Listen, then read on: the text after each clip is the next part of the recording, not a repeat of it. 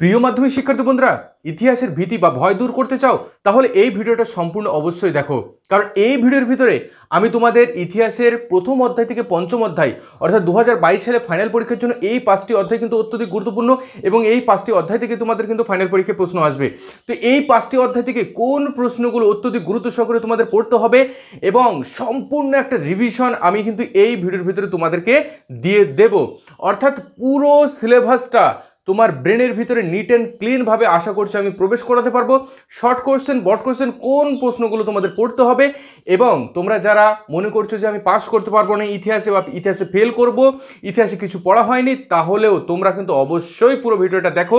তাহলে দেখবে যে এই ভিডিওটা সম্পূর্ণ দেখলে পরীক্ষার হলে অনেক প্রশ্নের কিন্তু ঠিকঠাক করে উত্তর করবে। আর যারা মনে করছে ইতিহাসে আমার অনেক ভালো রেজাল্ট করতে হবে, তারাও কিন্তু অত্যধিক গুরুত্ব সহকারে দেখবে। কারণ আমি ইতিহাসের বইয়ের প্রত্যেকটা জায়গা থেকে আন্ডারলাইন করে দেবো শর্ট কোশ্চেন, বড় কোশ্চেন কোনগুলো পড়া হয়েছে, তুমি কোনগুলো অলরেডি বাড়িতে পড়ে ফেলেছো, অবশ্যই কিন্তু এই ভিডিওর মাধ্যমে তোমরা দেখে নাও। মাধ্যমিক ইতিহাসের টেক্সট বই সাতরা প্রকাশনীর, এই সাতরা প্রকাশনীর বইটা যদি তোমার কাছে থাকে তাহলে খুব ভালো হয়। ভিডিওটা শুরু করার আগে অবশ্যই বইটা হাতের কাছে নাও এবং বইটা খুলে বসো। এছাড়াও তোমার কাছে যদি সাতরা প্রকাশনের বই না থাকে, যে কোনো ইতিহাসের টেক্সট বইটা খুলে বসো, আমি সমস্ত জায়গা তোমাদের বলে দেবো, তোমরা কিন্তু দেখে নাও। আর একটা কথা বন্ধুরা, দেখো তোমরা অনেক রিকোয়েস্ট করছো স্যার আমাদের এটা করে দিন, ওটা করে দিন, এই ভিডিও করেন, ওই ভিডিও করেন। আমি কিন্তু তোমাদের প্রত্যেকটা রিকোয়েস্ট রাখছি, কিন্তু তোমাদেরও তো একটুখানি রিকোয়েস্ট রাখতে হবে। তোমরা ভিডিও দেখছো, অনেকে কিন্তু চ্যানেলটা সাবস্ক্রাইব করছো না। তো বন্ধুরা, আমাদের মামুন এক্সক্লুসিভ মেন চ্যানেল, সেটাতেও তোমরা ফলো করো, সেখানে অত্যধিক গুরুত্বপূর্ণ তোমাদের জন্য অনেক ভিডিও নিয়ে আসা হচ্ছে। এছাড়াও মামুন স্যার এই চ্যানেলটাকে অবশ্যই তোমরা সাবস্ক্রাইব করো এবং পাশে থাকা বেল আইকনটি ক্লিক করো। তো দেখো বন্ধুরা, তোমাদের সাতরা পাবলিকেশনের যদি এই বইটা থেকে থাকে, দাশগুপ্ত কর পাহাড়ি, এই বইটা আপাতত আমার কাছে আছে। এই বইটা থেকে আমি তোমাদের দেখিয়ে দিচ্ছি। যদি এই বইটা থাকে অবশ্যই তোমরা খুলে বসো। আর তোমাদের কাছে যদি অন্য কোনো প্রকাশনী বই থাকে সেটা খুলে বসো, কোনো সমস্যা হবে না। আমি তোমাদের শুধু দেখিয়ে দেবো। পুরো বইটা কিন্তু একদম নিট অ্যান্ড ক্লিনভাবে তোমার মাথার ভিতরে কিন্তু আশা করছি প্রবেশ করে যাবে। তো চলো বন্ধুরা, বেশি কথা বলবো না, আমরা ঝটপট ভিতরটা একটু দেখে নিই। তো তোমাদের প্রথম অধ্যায় হলো ইতিহাসের ধারণা। এই চ্যাপ্টার থেকে শর্ট কোশ্চেন এবং 2 মার্কের প্রশ্ন হবে, 4 মার্কের, 8 মার্কের কোনো প্রশ্ন হবে না। তো প্রথমেই দেখো এখানে আছে ইতিহাস তত্ত্বের ইংরাজি প্রতিশব্দ হলো হিস্টোগ্রাফি। ঠিক আছে, তারপরে আমরা দেখে নেবো। দেখো এখানে বলছে ভারতবর্ষের নিম্নবর্গের ইতিহাস চর্চা শুরু হয় 1982 সালে। কে করেন শুরু? রণজিৎ গুহ। মোস্ট ইম্পর্টেন্ট কিন্তু একটা বিষয়। 1911 সালে তোমাদের মোহনবাগান ক্লাব কিন্তু আইএফএ শিল্ড কিন্তু জয় করে, এটা কিন্তু মোস্ট ইম্পর্টেন্ট একটা বিষয়। আর এই যে বরিয়া মজুমদার, ইনি কি কোন বইটা লেখেন খেলার ইতিহাস সম্পর্কে? The illustrated history of Indian cricket. Next হচ্ছে কৌশিক বন্দ্যোপাধ্যায়ের লেখা বইয়ের নাম কি? খেলা যখন ইতিহাস। এগুলো কিন্তু অত্যধিক গুরুত্বপূর্ণ শর্ট কোশ্চেন হিসেবে পরীক্ষা আসতে পারে। এছাড়াও খেলার ইতিহাসটা 2 মার্কের জন্য তোমরা কিন্তু দেখে যাবে। তারপরে আসছি খাদ্যাভ্যাসের ইতিহাস, এটা 2 মার্কের মতো দেখবে। তারপর হচ্ছে সঙ্গীত চর্চার ইতিহাস, অতটা গুরুত্বপূর্ণ নয় 2 মার্কের জন্য। এবার আমরা দেখে নেব নৃত্যকলা।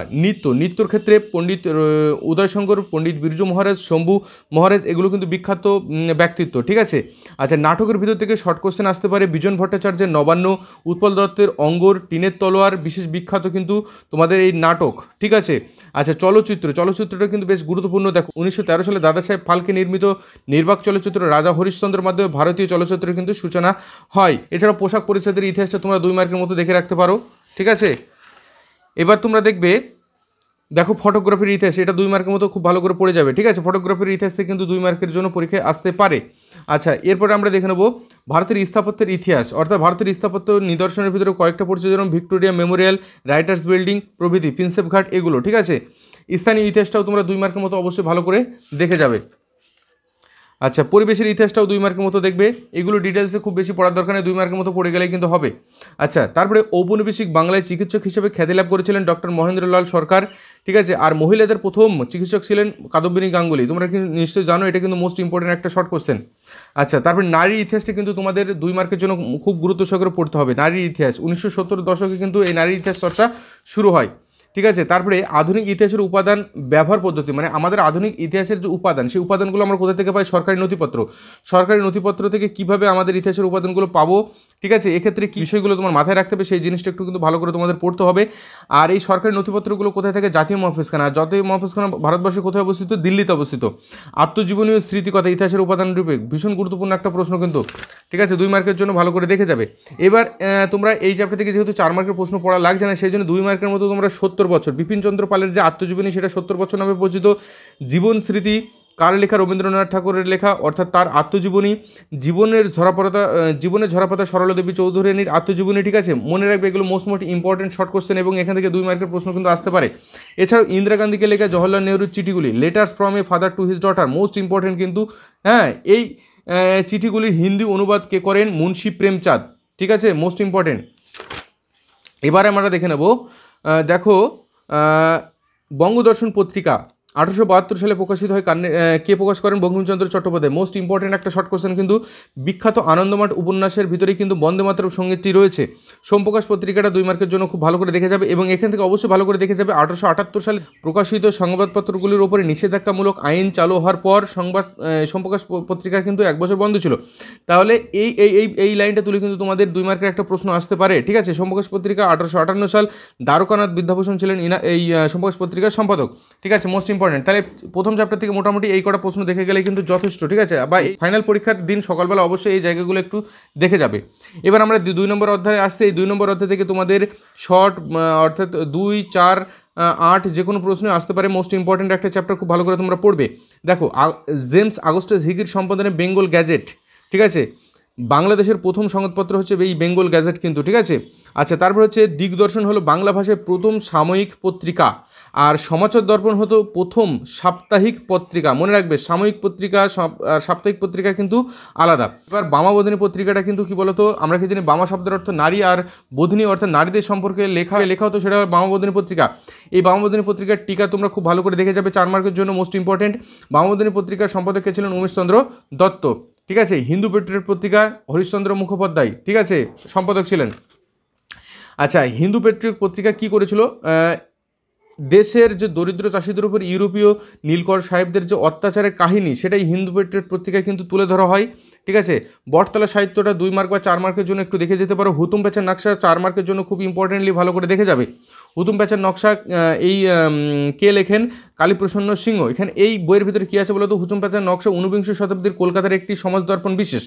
সেকালের সমাজ শৈথুল্য, চারিত্রহীনতা, অন্ধকার দিকগুলি হুতুম তীব্র ব্যঙ্গ ও বিদ্রুপ করেছেন, ঠিক আছে। অর্থাৎ কালীপ্রসন্ন সিংহর একটা অন্যতম শ্রেষ্ঠ সৃষ্টি কিন্তু এই হুতুম প্যাঁচার নকশা। এবং নীলদর্পণ নাটক তোমরা নিশ্চয় জানো, দীনবন্ধু মিত্রের লেখা, এবং এই নীলদর্পণ নাটকটি কিন্তু ইংরেজিতে অনুবাদ করেন মাইকেল মধুসূদন দত্ত এবং তার প্রকাশ করেন কিন্তু রেভারেন্ড জেমস লং, ঠিক আছে, মনে রাখবে।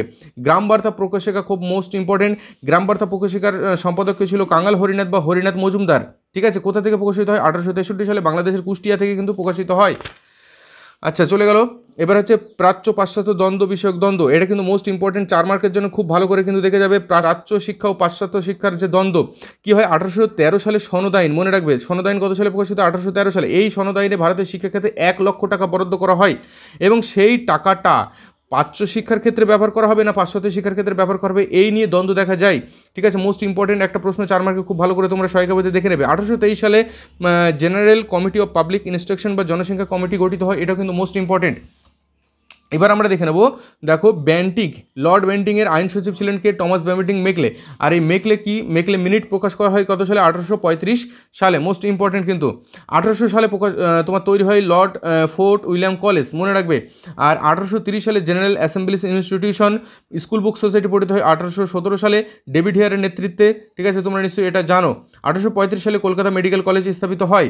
আচ্ছা, এই 1854 সালে উডের ডেসপাস, দেখো মোস্ট ইম্পর্টেন্ট কিন্তু নির্দেশনামা, এটা কিন্তু 4 মার্কে খুব ভালো করে পড়তে হবে। এই নির্দেশনামায় কী কী আছে, ঠিক আছে, এগুলো আমি কিন্তু বিস্তারিত আলোচনা করছি না। বিস্তারিত আলোচনা করলে কিন্তু তোমার এই ভিডিওটা কিন্তু অনেক বেশি বড় হয়ে যাবে। শিক্ষা বিস্তার বিদ্যাসাগরের ভূমিকা কিন্তু মোস্ট ইম্পর্টেন্ট। নারী শিক্ষা বিস্তার বিদ্যাসাগরের ভূমিকা ভীষণ গুরুত্ব সহকারে তোমাদের 4 মার্কের জন্য এবছর পড়তে হবে। 4 বা 8 মার্কের মতন অবশ্যই দেখে যাবে, এটা কিন্তু ফাইনাল পরীক্ষার জন্য মোস্ট ইম্পর্টেন্ট একটা প্রশ্ন। এরপরে তোমরা দেখবে পাশ্চাত্য শিক্ষা ব্যবস্থার রাজা রামমোহনের ভূমিকা, এটাও তোমাদের 4 মার্কের জন্য মোস্ট ইম্পর্টেন্ট সহকারে তোমাদের কিন্তু দেখতে হবে, ঠিক আছে। এবার আমরা দেখে নেব কলকাতা মেডিকেল কলেজ বা চিকিৎসাবিদ্যা চর্চার বিকাশ, খুব ভালো করে পড়বে, বড় প্রশ্ন। কলকাতা বিশ্ববিদ্যালয়ে উচ্চশিক্ষার বিকাশ, এটা কিন্তু তোমাদের 8 মার্কের বা 4 মার্কের দেখে যেতে হবে, খুব গুরুত্বপূর্ণ একটা বিষয়। এই কলকাতা বিশ্ববিদ্যালয়ের প্রথম আচার্য কে ছিলেন? লর্ড ক্যানিং, মনে রাখবে। গুরুত্বপূর্ণ শর্ট কোশ্চেন, প্রথম উপাচার্য কে ছিলেন? James William Colvile.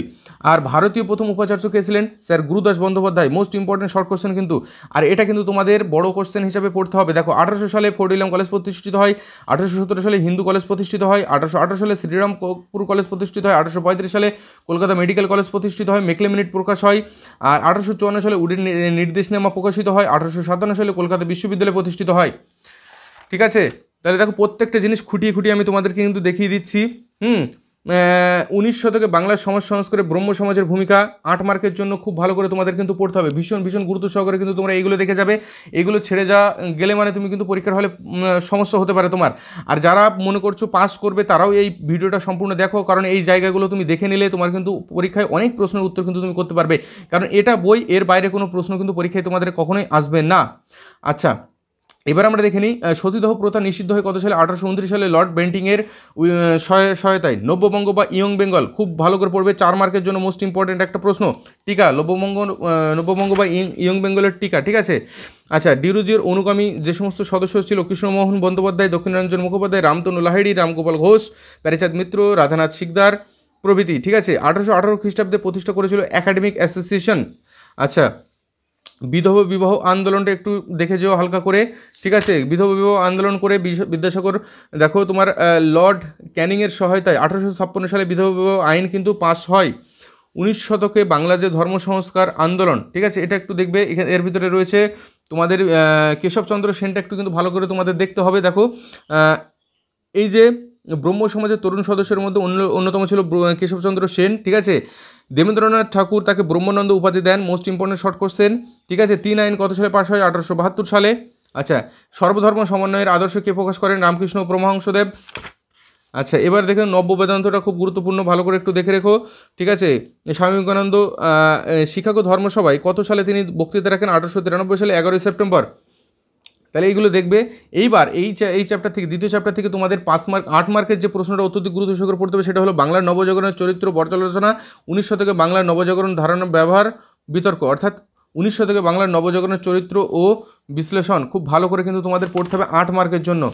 হয়ে গেল। এবার আমরা দেখে নেব 3 নম্বর অধ্যায়। দেখো 3 নম্বর অধ্যায় থেকে তোমাদের দেখতে হবে, দেখো প্রতিরোধ বিদ্রোহ বৈশিষ্ট্য। ঠিক আছে, অর্থাৎ যে উপজাতি বিদ্রোহগুলো দেখা যায়, আদিবাসী উপজাতি বিদ্রোহ, সেই বিদ্রোহগুলো এখানে মেনলি আলোচনা হয়েছে। 1865 সালে অরণ্য আইন, মোস্ট ইম্পর্টেন্ট একটা শর্ট কোশ্চেন পাস হয়। ঠিক আছে, বনাঞ্চলগুলির ওপর ঔপনিবেশিক কর্তৃত্বের কারণ, এই পয়েন্টগুলো তোমাদের একটু ছোট্ট করে দেখে রাখতে হবে। চোয়ার বিদ্রোহ চলে আসি। চোয়ার বিদ্রোহ, চোয়ার একটি উপজাতির নাম, যারা কোথায় থেকে? মেদিনীপুর জেলার জঙ্গলমহলে যারা বসবাস করে তাদেরকে বলা হয় চোয়ার।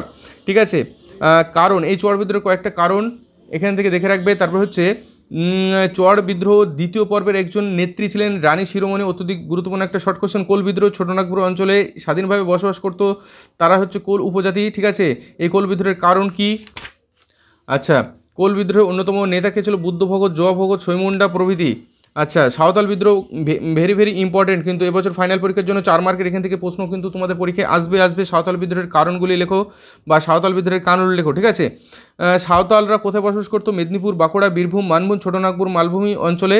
ঠিক আছে, সাঁওতালরা বসবাস করতো। দামিনী কোহ অর্থাৎ পাহাড়ের দেশ বা করমুক্ত জমি, দামিনী কোহ কথার অর্থ। ঠিক আছে, এই সাঁওতাল বিদ্রোহের কারণে দেখো এখানে দেওয়া হয়েছে কেনারাম কি, বেচারাম কি, 2 মার্কের জন্য খুব ভালো করে দেখবে। অর্থাৎ যে বাটখারা ওজনে যে ফাঁকি দেওয়া হতো এটাই হচ্ছে কেনারাম আর বেচারাম, বিস্তারিত আলোচনা করছি না। এই বিদ্রোহের অর্থাৎ সাঁওতাল বিদ্রোহের নেতা কে ছিল? সিধু আর কানহু। মুন্ডা বিদ্রোহটা ভালো করে দেখো।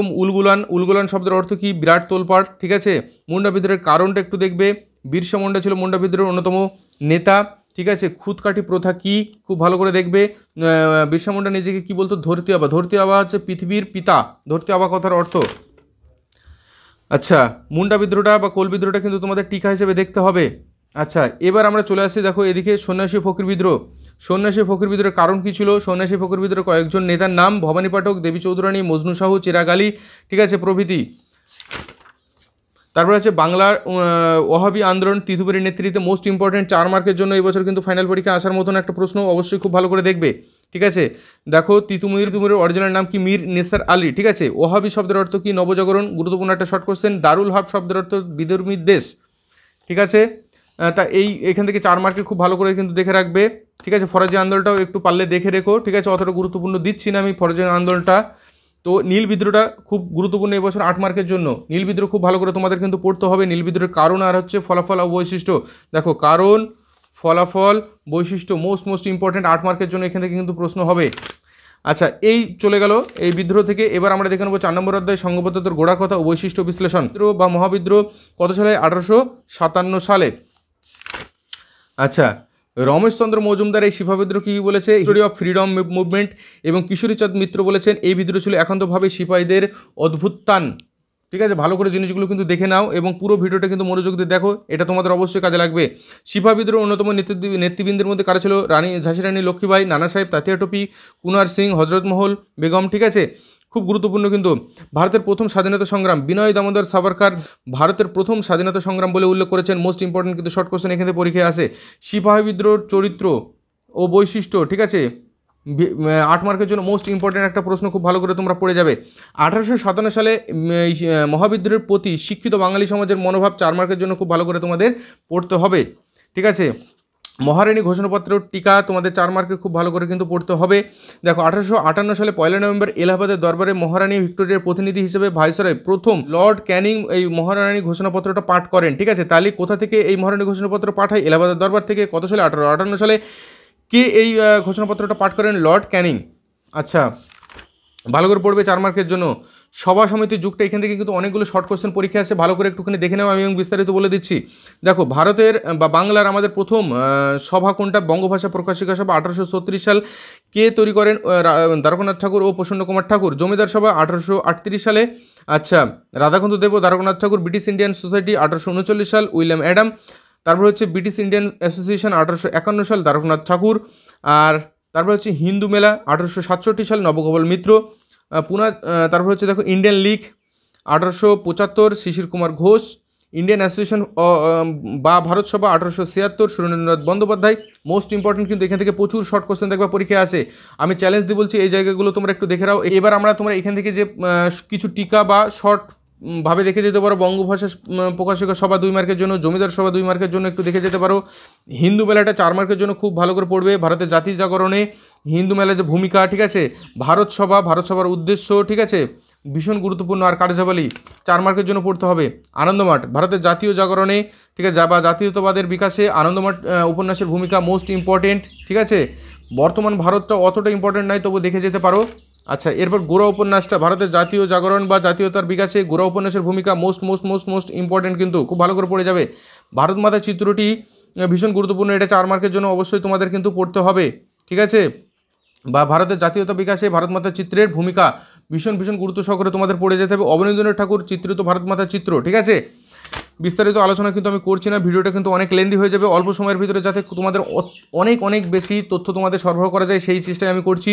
দেখো তারপরে নেক্সট আসছে আমরা 5ম অধ্যায়, তোমাদের লাস্ট অধ্যায়। এখান থেকেও তোমাদের শর্ট 2, 4, 8 সমস্ত প্রশ্নই হবে। ঠিক আছে, বিকল্প চিন্তা ও উদ্যোগ। ঠিক আছে, এই চ্যাপ্টারের ভিতরে যে প্রশ্নগুলো তোমাদের অত্যধিক গুরুত্ব সহকারে দেখে যেতে হবে। ছাপাখানার আবিষ্কারক হলেন জার্মানির গুটেনবার্গ। ঠিক আছে, আচ্ছা, বাংলা অক্ষরে মুদ্রিত প্রথম গ্রন্থ হলো নাথানিয়াল ব্রাসি হালহেডের a grammar of the Bengal language. Most important কিন্তু পরীক্ষায় আসে। এরপর আমরা দেখব যে রাজা রামমোহন রায় সংবাদ কৌমুদি এবং বিরাতল আকবর প্রকাশিত করেন।